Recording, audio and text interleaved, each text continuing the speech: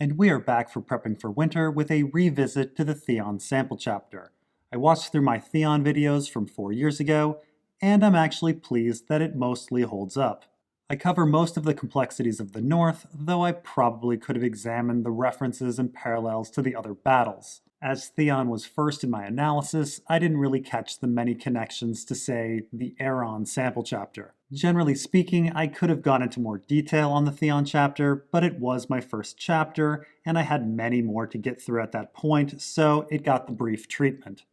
Another thing I'd thought of that never really fully materialized in my analysis was figuring out a potential hostage trading network.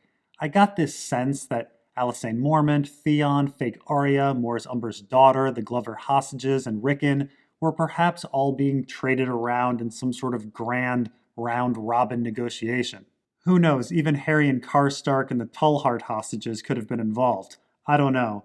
I couldn't really figure it out, especially the timing of it all. Maybe Mance would bring the Umber daughter for Mors, who would help get Theon, who would be traded for the Glover hostages, who would be handed over for Rickon, if Robert Glover did indeed have him, which pulls in the Manderleys. But like I said, none of the timing was right, so it was just a random thing I remember struggling with. Anyway, I've done a brief Q&A. This chapter is complicated, and I could answer questions forever on it, but here are just a few that I felt were interesting. Enjoy.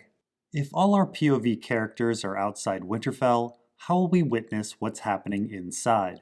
So it's notable that all POVs are outside Winterfell, especially at such an interesting time.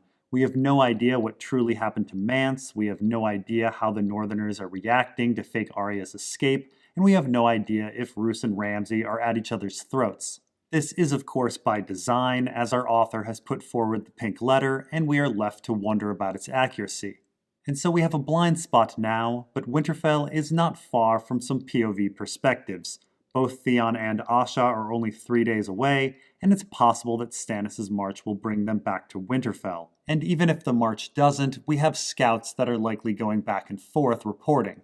On top of this, Bran has the ability to skin change ravens, and so there's a chance that Bran's POV could give us a perspective on what's happening inside the castle.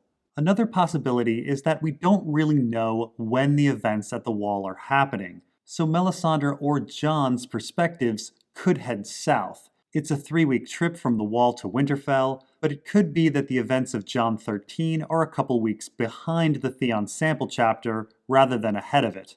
And very importantly, there is also the often forgotten perspective of Davos. Let's remember that it's been a couple months since we last heard from him, and so he's had plenty of time to go to Skagos and back. And interestingly, when Mors Umber quizzes fake Arya about her identity, he asks questions about Gage and Mikken. These are two people heavily linked to Osha.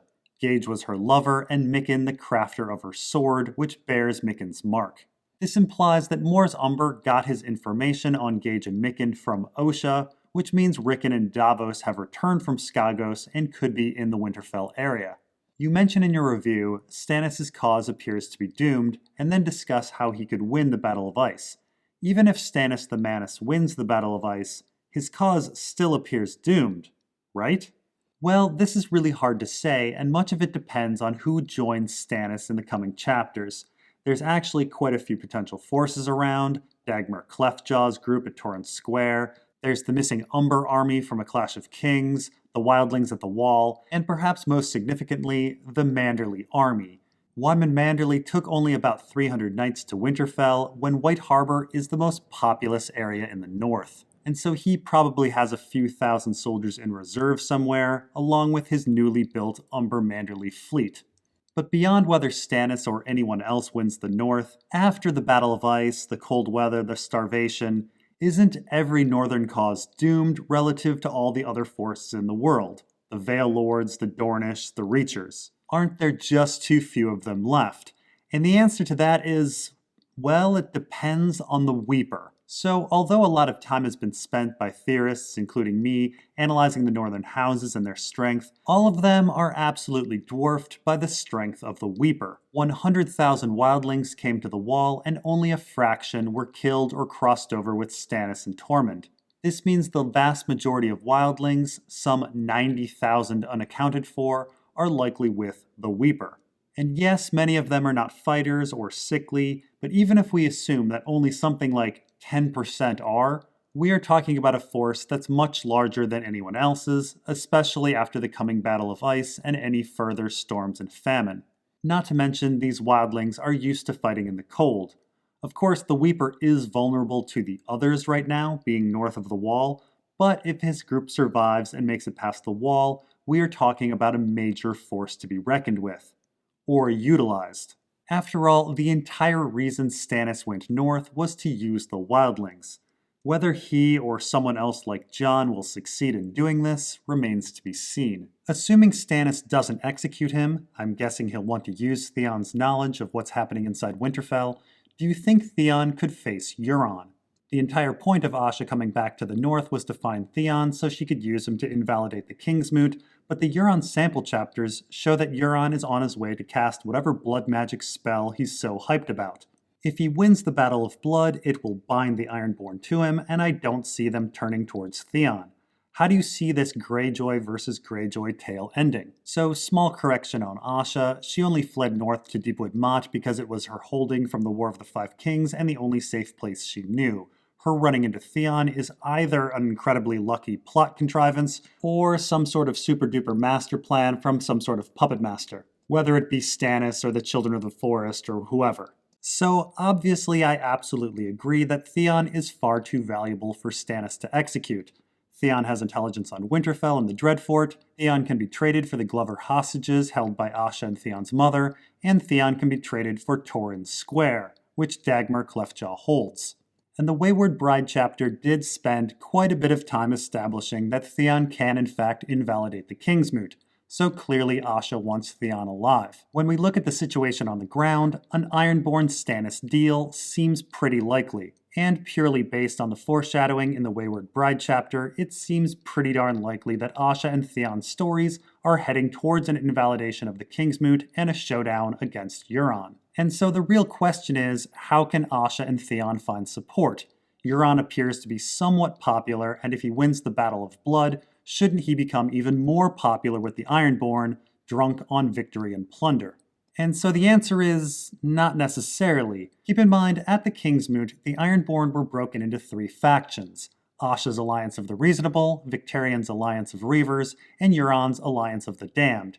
Generally speaking, Asha lost because she and Victarion split the vote, and then many people flipped and went for Euron. But since the kingsmoot, the political situation has shifted a bit. Victarion has taken many of his supporters to Slaver's Bay, and others are stuck defending the Shield Islands. And we can see other supporters already conspiring against Euron with Roderick the Reader, namely Drum and Goodbrother.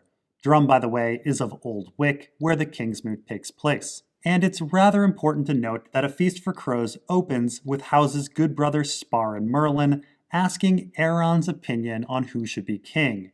It's really Aeron's decision, and after the kingsmoot, Aeron is convinced that he can lead a grassroots rebellion against Euron with his drowned men. It's rather clear that the Ironborn actually defer their opinions to the drowned priests on most issues. Religion is where the power resides. In fact, Christopher is rather specific on how the previous kingsmoot invalidation went. He says, "The priests denounced him, the lords rose against him, and his own captains hacked him to pieces." Note the order of events. The priests denounced the king first, then the lords rose against him. It was really the drowned priest's call. Not that Asha and Theon don't have their work cut out for them. Eric Ironmaker currently holds Pike, Christopher Botley has been dispossessed, and the Harlaws may have a dispute over who gets 10 towers. But the path forward appears to be through the drowned priests, maybe even Aeron himself. Asha and Theon need them on their side. Of course, should Asha actually succeed in invalidating the kingsmoot and having a new one, the new kingsmoot would also lack legitimacy if Victarion isn't there. Whether Victarion can make it all the way back from Slaver's Bay alive remains to be seen. You seem very keen that Theon knows that one of the miller's boys was his son, or at least suspects it, but I never picked up on him feeling guilty for that in particular. He laments killing the boys in general, and the youngest being Theon's son is very George R.R. Martin, but I don't get the sense that he or anyone else actually knows this.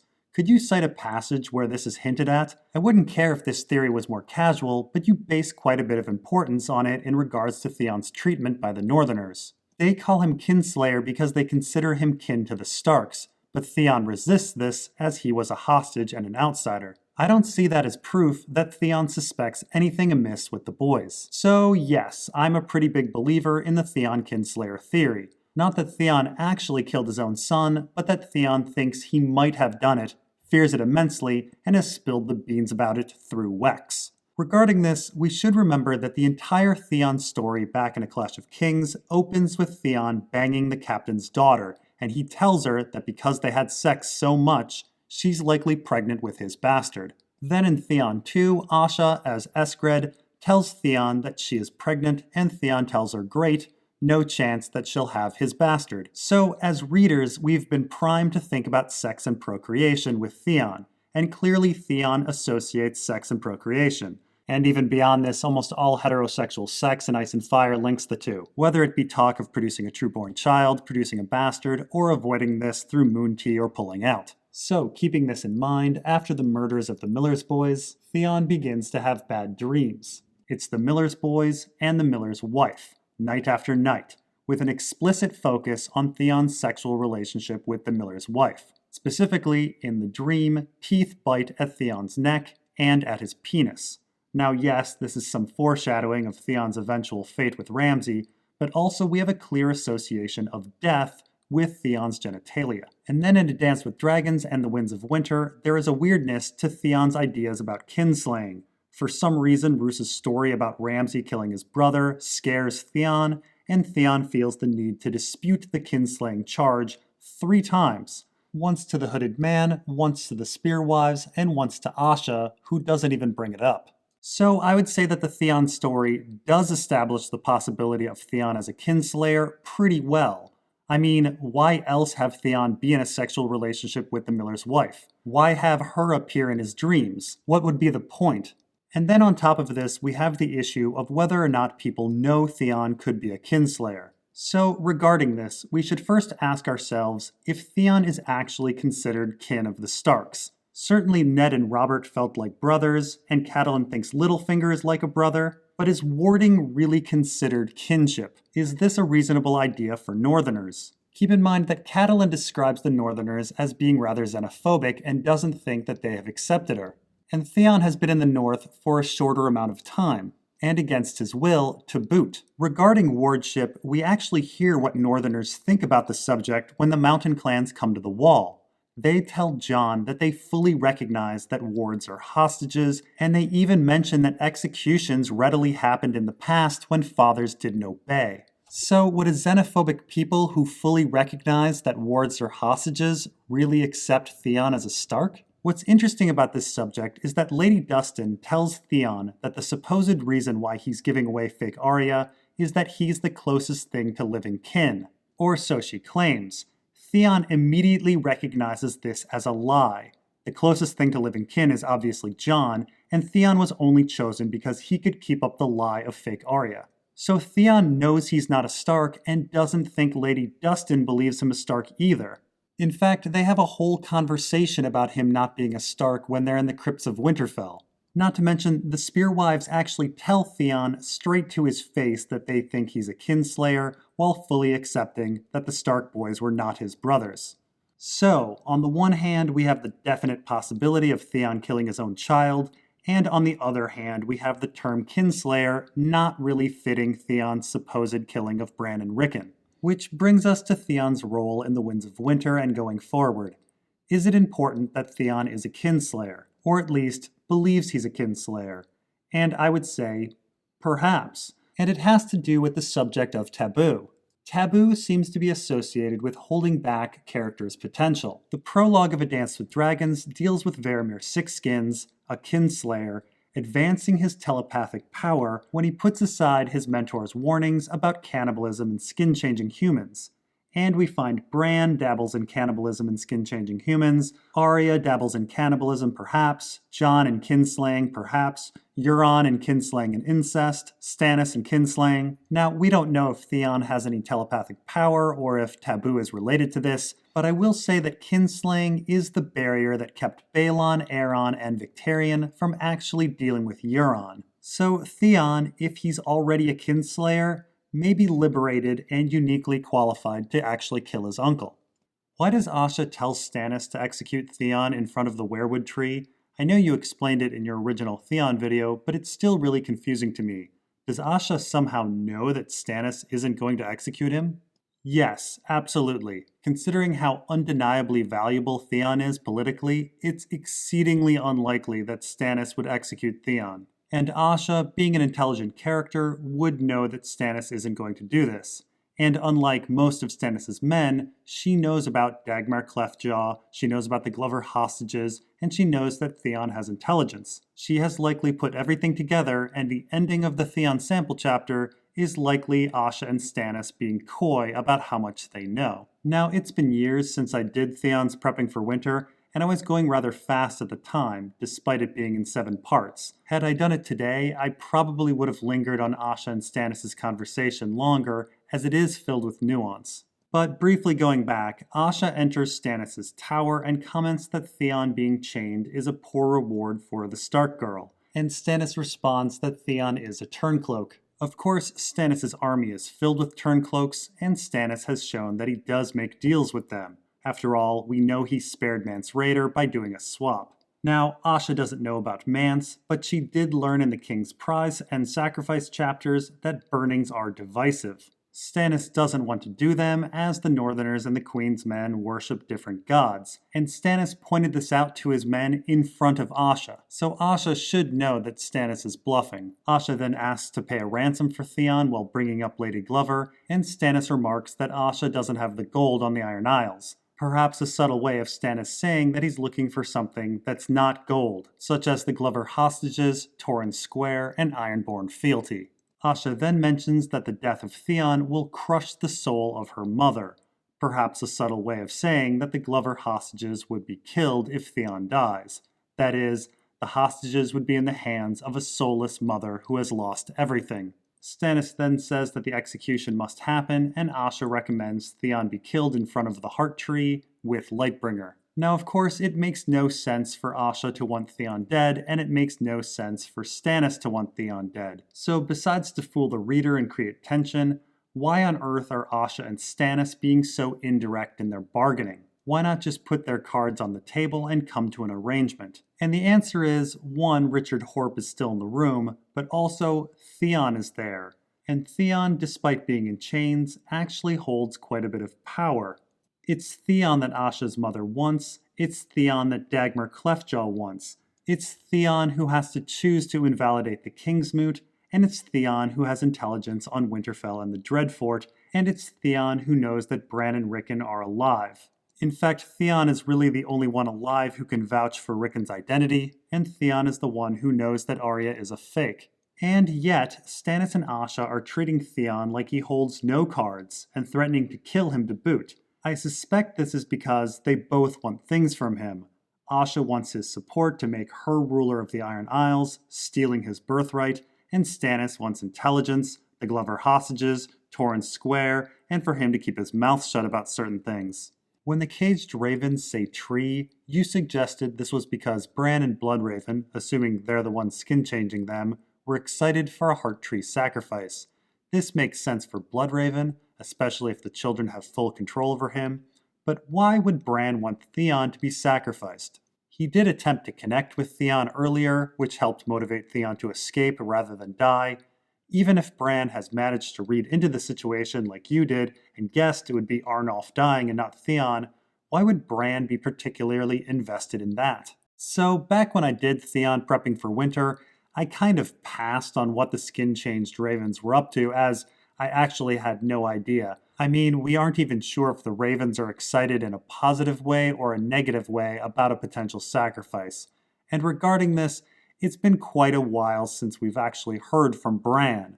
Bran 3 was halfway through A Dance with Dragons, and the whispering to Theon happened in the Ghost of Winterfell chapter about 2/3 the way through the book, though we aren't sure if that was present Bran or some future Bran. A fourth Bran chapter was actually cut from A Dance with Dragons and not released as a sample chapter. So the last time we heard from Bran proper in the story, he was time traveling and hadn't had thoughts about Theon since the beginning of A Storm of Swords.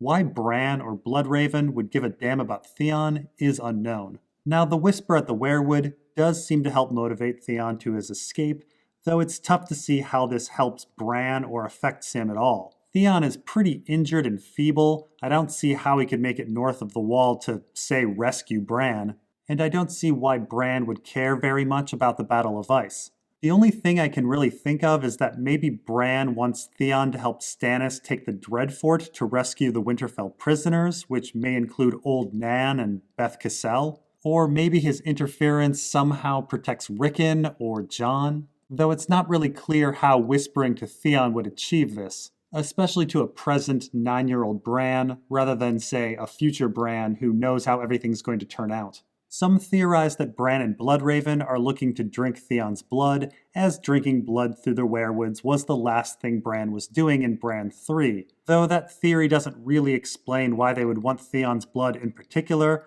or why they didn't try to have him killed when he was at the Winterfell weirwood. I mean, it seems a lot easier to induce Theon to attack the Spearwives and get himself killed at the Winterfell weirwood, or have him kill himself at the Winterfell weirwood, than for him to escape, travel to the Crofters' village, and have him killed at the Crofters' village's weirwood. So yeah, I'm a bit at a loss for why Bran would even be reaching out to Theon, let alone what Raven chatter means. My guess, which is colored a bit by the show, is that at a future date Theon is to die for Bran at a weirwood, but this would mean that future Bran is skin-changing those ravens.